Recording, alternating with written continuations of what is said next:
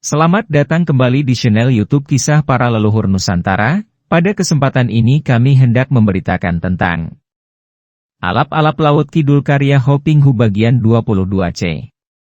Tentu saja pemandangan ini disambut ledakan suara tawa para penonton. Semua orang tak dapat menahan tawa karena geli melihat kejadian yang lucu itu. Apalagi sekarang kakek itu begitu bernafsu untuk mengalahkan lawan dan mengejarnya, mengirim pukulan dan tendangan membabi buta sedangkan pemuda Ang menggunakan kedua tangan memegangi celananya yang tidak berkolor lagi itu berlari-larian memutari panggung dikejar-kejar kakek itu. Sungguh suatu pemandangan yang lucu. Pertunjukan adu ilmu pencaksilat itu kini berubah menjadi pertunjukan pelawak. Akhirnya pemuda itu yang tak dapat bertahan lagi sehingga dia terjerumus keluar dan turun dari panggung. Tentu saja dia dianggap kalah dan tidak berani naik lagi, malah melarikan diri sambil memegangi celananya. Kini kakek itu mulai menari dengan gayanya yang lucu. Semua orang yang tadi terpingkal-pingkal menyaksikan adegan itu, kini bersorak menambut kemenangan yang lucu itu dan tertawa-tawa melihat betapa kakek itu kini beraksi dan menggerakkan kaki tangannya, berjoget dilayani oleh penari berselendang biru. Tarian kakek itu juga kucu. Dari gerakannya yang kaku orang dapat mengetahui bahwa dia bukan ahli berjoget, akan tetapi dia hanya memiliki keberanian atau tebal muka. Dia lebih banyak menggerak-gerakkan pinggulnya yang kerempeng dan mulutnya tersenyum-senyum, matanya melirik ke kanan-kiri, agaknya merasa bahwa dia seperti Raden Gatotkaca yang gagah perkasa. Penari berselendang biru itu mengerutkan alisnya dan wajahnya yang ayu kini tampak sebal dan tidak suka. Akan tetapi menurut peraturan ia harus melayani sang pemenang dan kakek ini dianggap sebagai pemenang. Ia merasa lebih sebal lagi ketika kakek itu tanpa malu-malu menyentuh pipinya dengan hidung, disoraki banyak penonton. Para penabuh gamelan, melihat joget yang lucu ini, bersemangat dan mengimbanginya dengan tabuhan yang lucu pula, terutama si tukang kendang. Dia sengaja memukul kendang dengan gencar dan sengaja mengacaukan bunyi kendang sehingga terkadang cocok dengan gerakan si kakek. Akan tetapi terkadang berlawanan sehingga kakek itu bergerak-gerak bingung dalam usahanya mengikuti irama kendang. Tentu saja para penonton menjadi semakin geli disuguhi adegan seperti badut ini. Tiba-tiba tampak seorang wanita berusia 40 tahun, bertubuh gendut sekali sehingga tampak bulat. Dengan susah payah memanjat ke atas panggung melalui tiang bambu. Tangan kanannya memegang sebatang sapu bergagang kayu dan dengan bantuan sapu itu yang ditekankan pada tanah, akhirnya ia dapat juga naik ke atas panggung. Semua orang terheran-heran, akan tetapi segera mereka semua tertawa terbahak-bahak melihat adegan yang lebih lucu lagi. Wanita gendut itu segera saja menyerang kakek yang sedang berjoget dengan gagang sapunya, menyerang dan memukuli kalang kabut, sambil memaki-maki. Cih, lelaki gelo, teu boga era, sia. Laki-laki gila, tak punya malu, kamu. Teriaknya sambil memukuli kepala dan tubuh laki-laki yang menjadi suaminya itu. Heit. Hut. Ai, aduh. Waduh. Ai, amite-mite. Sabarlah. Cici.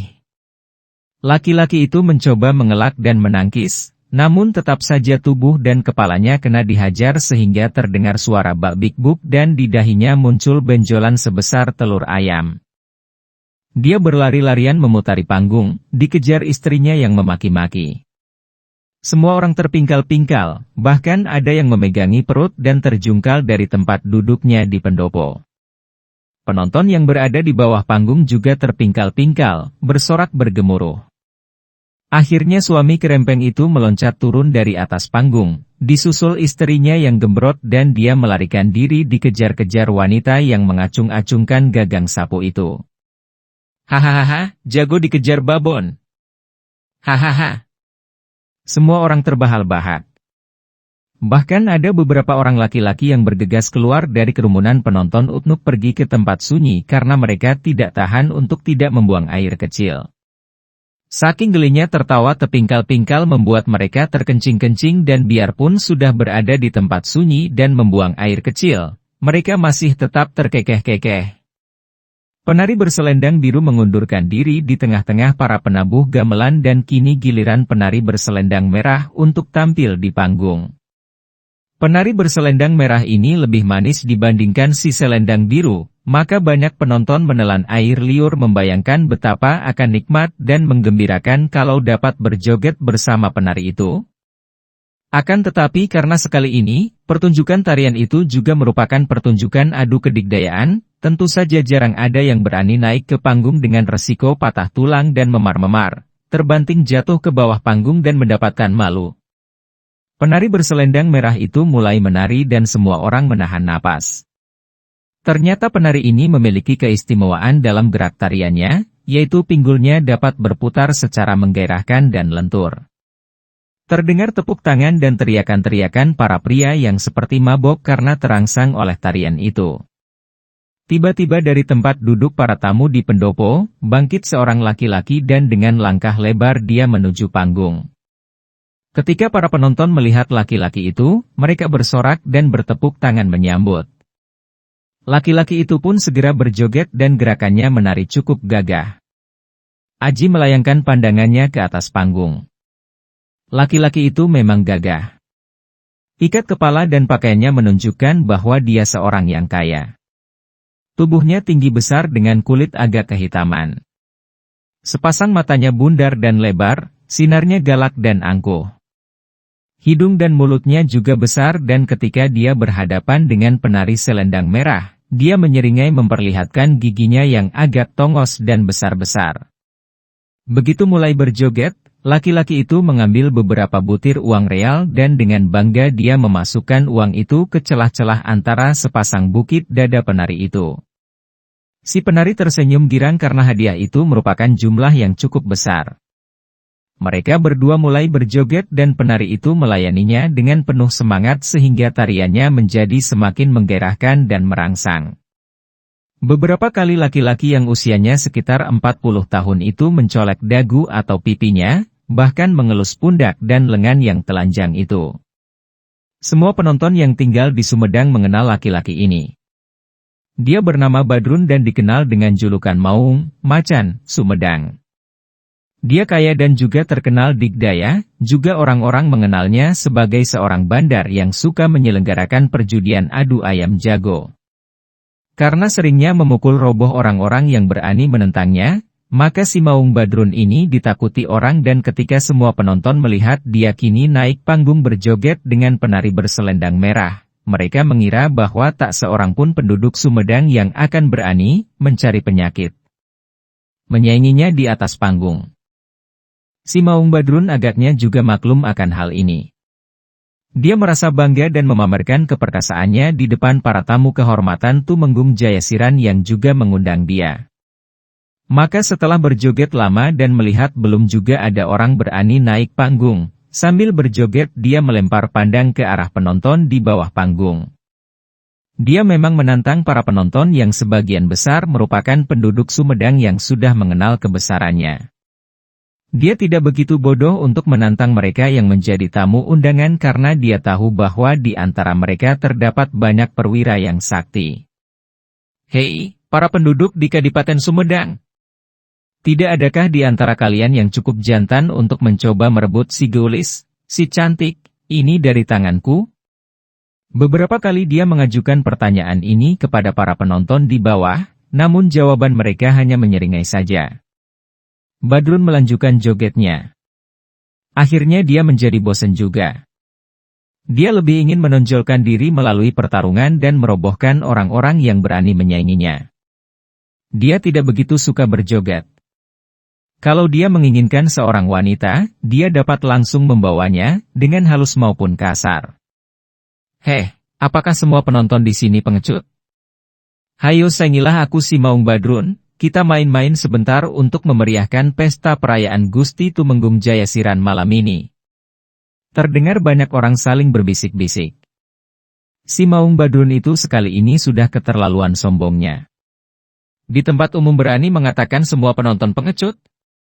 Padahal semua orang tahu bahwa di antara penduduk Sumedang terdapat banyak pendekar, Hanya mereka tidak mau naik panggung karena mereka sungkan untuk membuat keributan hanya untuk dapat berjoget dengan penari selendang merah itu. Apalagi yang mengadakan pesta adalah seorang senopati Sumedang. Kalau mereka tidak mengacuhkan dan tidak meladeni sesumbar dan tantangan Maung Badrun, bukan karena mereka takut kepada sang senopati. Akan tetapi sekiranya Neneng Salmah yang menari, tentu akan banyak orang yang akan mencoba merebutnya dari tangan Badrun. Bahkan mereka yang duduk di pendopo sebagai tamu undangan juga banyak yang tergila-gila kepada Neneng Salmah. Baru mendengar suara tembang Neneng Salmah saja yang amat merdu, lirikan matanya yang tajam memikat dan senyum Naya yang seolah menantang dan menjanjikan 1001 macam kenikmatan, para tamu pria sudah gandrung, apalagi kalau ia menari, melenggang-lenggokkan tubuhnya yang aduhai itu. Sementara itu, di atas panggung Senopati Tumenggung Jayasiran dengan hormatnya bercakap-cakap dengan kakek yang tadi menarik perhatian Aji. Tidak salah dugaan Aji bahwa kakek itu seorang yang memiliki kesaktian karena dia bukan lain adalah Kiai Sidi Kawasa, datuk dari Banten yang sudah terkenal sekali kehebatan kepandaiannya. Kalau saja dia tahu bahwa kakek itu adalah Kiai Sidi Kawasa, tentu dia akan terkejut sekali karena dia pernah mendengar nama datuk ini sebagai seorang yang anti kerajaan Mataram. Juga Tumenggung Jayasiran bersikap menghormat sekali kepada pemuda tinggi kurus yang duduk di sebelah Kiai Sidi Kawasa. Pemuda ini bukanlah orang sembarangan. Selain menjadi murid Kiai Sidi Kawasa, juga pemuda yang usianya 30 tahun ini masih pangeran, putra Adipati Banten dari seorang selir. Karena Tumenggung Jayasiran juga berasal dari Banten, tentu saja dia mengenal baik guru dan murid ini dan karenanya dia bersikap hormat. Pemuda Banten ini bernama Raden Jaka Bintara. Tadi ketika terjadi pertandingan untuk memperebutkan penari, dia bersikap tak acuh, memandang rendah semua itu dan minum arak sepuasnya. Kini mukanya kemerahan, minuman telah mulai mempengaruhinya dan matanya yang lebar kemerahan itu ditujukan kepada Badrun yang masih menantang-nantang lawan di atas panggung. Pemuda bangsawan dari Banten itu mengerutkan alisnya dan akhirnya dia tak tahan lagi melihat sikap yang jumawa dari Badrun. Alangkah sombongnya monyet itu," katanya. Kiai Sidi Kawasa yang duduk di sebelahnya berkata, "Ah, Raden, untuk apa memperhatikan orang macam itu? Tidak ada harganya." Akan tetapi Jaka Bintara masih merasa penasaran dan bertanya kepada sang Senopati Sumedang. "Paman Tumenggung, siapa sih monyet sombong itu?" Tumenggung Jayasiran memandang ke arah panggung di mana Badrun masih berjoget dengan penari berselendang merah dengan penuh gaya. Karena tidak ada yang berani menyambut tantangannya, Badrun menjadi semakin berlagak. Bahkan kini dia berani menari sambil menggerayangi tubuh penari itu secara kurang ajar sekali. Apalagi setelah para penonton yang terdiri dari laki-laki muda tertawa gembira menyambut kekurang ajaran itu. Penari berselendang merah itu menjadi merah sekali wajahnya dan matanya menunjukkan bahwa ia merasa malu sekali dan hampir menangis.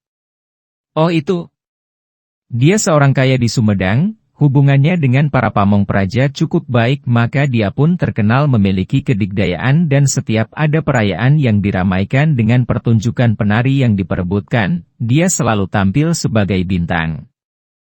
Kata Tumenggung Jayasiran. "Paman, saya tak senang dengan lagaknya. Saya ingin menyambut tantangannya," kata Jaka Bintara. "Raden, untuk apa melayani dia? Tentu saja dia bukan lawan Andika," kata Tumenggung Jayasiran yang sudah mengenal kesaktian murid Kiai Sidi Kawasa itu. "Orang itu perlu dihajar." Jaka Bintara berkata dan dia lalu bangkit berdiri dan dengan langkah lebar dia menuju ke panggung di mana Badrun masih berjoget bersama si selendang merah. Kekurangajaran Badrun mencapai puncaknya. Ketika mereka berjoget berdekatan, tangan kiri Badrun tiba-tiba merangkul pinggang yang ramping itu, menarik tubuh si selendang merah itu sehingga merapat dengan tubuhnya sendiri dan dia menciumi muka ledek itu. Tiba-tiba sebuah tangan mencengkeram pundaknya. Badrun berteriak kesakitan dan pelukannya kepada ledek itu terlepas. Dia cepat melangkah ke pinggir dan membalikkan tubuhnya untuk melihat siapa yang berani berbuat kurang ajar kepadanya. Jaka Bintara memberi isyarat kepada si selendang merah untuk mundur, sambil menahan isak ledek itu lalu berlari ke tempat semula di antara para penabuh gamelan, duduk bersimpuh di dekat dua orang ledek lainnya dan menangis tanpa suara, hanya menutupi mukanya dengan selendang merahnya. Kini Badrun sudah berhadapan dengan Jaka Bintara. Badrun tidak mengenal pemuda jangkung itu walaupun tadi dia tahu bahwa pemuda itu pun merupakan seorang tamu undangan, bahkan yang duduknya dekat Tumenggung Jayasiran. Dia mengerutkan alisnya memandang dengan marah. "Kisana," tegurnya. "Kalau Andika ingin memperebutkan penari selendang merah itu, tandingilah aku, bukan menyerang secara menggelap seperti tadi." Jaka Bintara tersenyum mengejek. "Kalau tadi aku menyerangmu engkau tentu sudah mampus. Aku hanya ingin menghentikan perbuatanmu tak tahu malu." Mendengar logat bicara pemuda jangkung itu asing, Badrun yang dijuluki Maung, Harimau, Sumedang itu menjadi marah.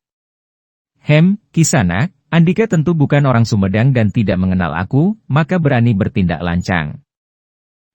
Kisana, karena Andika seorang asing biarlah aku memaafkan perbuatanmu dan mundurlah sebelum aku bertindak kasar." Aku tidak pernah takut menghadapimu. Biarlah ada 10 orang macammu, aku tidak akan mundur." Marahlah Badrun. "Babo-babo, keparat. Katakan siapa namamu, aku si Maung Badrun tidak suka merobohkan lawan yang tidak bernama. Namaku Raden Jaka Bintara dari Banten." "Nah, bersiaplah engkau untuk menggelundung keluar dari panggung," kata Jaka Bintara dan dia sudah memberi isyarat kepada para penabuh gamelan. Tumenggung Jayasiran yang ingin pula memamerkan kesaktian tamunya yang bersalah dari daerahnya, segera memberi isyarat pula kepada para penabuh gamelan. Segera terdengar bunyi gamelan dipukul dengan gencarnya, memainkan lagu pern yang tepat untuk mengiringi sebuah pertandingan silat. Badrun yang amat percaya akan kemampuan sendiri, sudah cepat menari dan membuka pasangan kuda-kuda yang gagah. Tidak percuma dia memakai julukan harimau karena memang dia mengandalkan pencaksilat yang dinamakan Aji Sardula Bhairawa, harimau dahsyat, sebuah ilmu silat yang mendasarkan gerakannya pada gerakan seekor harimau. Ilmu silatnya ganas bukan main, mengandalkan kekuatan otot yang amat besar. Bahkan jari-jari tangan Badrun, kalau sudah mempergunakan aji kesaktian ini, menjadi sedemikian kuatnya sehingga mampu merobek-robek kulit tubuh lawan, seperti cakar harimau. Kini Badrun sudah membuat gerakan kembangan, memasang kuda-kuda yang gagah, kedua kaki terpentang kokoh, kedua lengan membuat gerakan di depan dada, kadang menyilang dan kedua tangan itu membentuk cakar, tergetar-getar dipenuhi tenaga dahsyat. Pandang matanya yang besar itu bersinar-sinar seperti mata harimau, bibirnya bergerak-gerak meringis seperti bibir harimau dan dari tenggorokannya keluar suara menggereng-gereng. Semua orang yang menonton merasa seolah mereka melihat seekor harimau terlepas dan hendak mengamuk. Akan tetapi Jaka Bintara tersenyum mengejek melihat sikap lawan yang mengerikan itu. Dia adalah murid Kiai Sidi Kawasa yang telah menguasai aji-aji kesaktian dari gurunya dan sikap lawannya itu baginya seperti permainan kanak-kanak saja. Jaka Bintara mulai menari pula, membuat kembangan-kembangan silat sambil menggeser kaki mendekati lawan. Badrun juga bergerak dan keduanya seperti dua ekor ayam jago yang sedang siap berlaga, bergerak saling mengelilingi seolah hendak mengukur kekuatan lawan melalui pandang mata dan juga mengintai untuk menemukan kelemahan dalam pertahanan lawan. "Hayo maju dan seranglah, jangan hanya memamerkan cakar kucingmu itu. Engkau hendak bertanding atau mau membadut?" ejek Jaka Bintara. Marahlah Badrun. Tadinya dia memang bersikap dengan hati-hati setelah mendengar bahwa lawannya datang dari Banten dan dia tahu bahwa daerah itu memiliki banyak jagoan. Kini kemarahannya membuat dia tidak sabar lagi. Tiba Dioa membuat gerakan menerjang ke depan, kedua lengannya bergerak cepat dan kedua tangan itu telah menyambar dengan cengkeraman ke arah muka dan dada Jaka Bintara dan dari mulutnya terdengar bentakan nyaring. "Harg." Namun dengan gerakan yang cepat dan indah, Jaka Bintara sudah menggerakkan tubuh ke belakang, kakinya melangkah ke kanan dan tangan kirinya menampar dari kanan ke arah lambung lawan. Hiat! Sambaran tangan itu mendatangkan angin yang dahsyat dan Badrun terkejut bukan main. Cepat dia memutar tubuh dan menggunakan tangan kiri memotong tangan lawan dengan tangkisannya. Wut! Du! Dua lengan bertemu dan mengeluarkan suara nyaring bagaikan dua potong besi bertemu. Bukan main kagetnya hati Badrun ketika merasa betapa lengannya nyeri bagaikan mau patah dan dia terdorong mundur sampai 3 langkah. Padahal dia terkenal bertenaga besar akan tetapi sekali ini, pertemuan kedua lengan itu membuat tulang lengannya terasa hendak patah.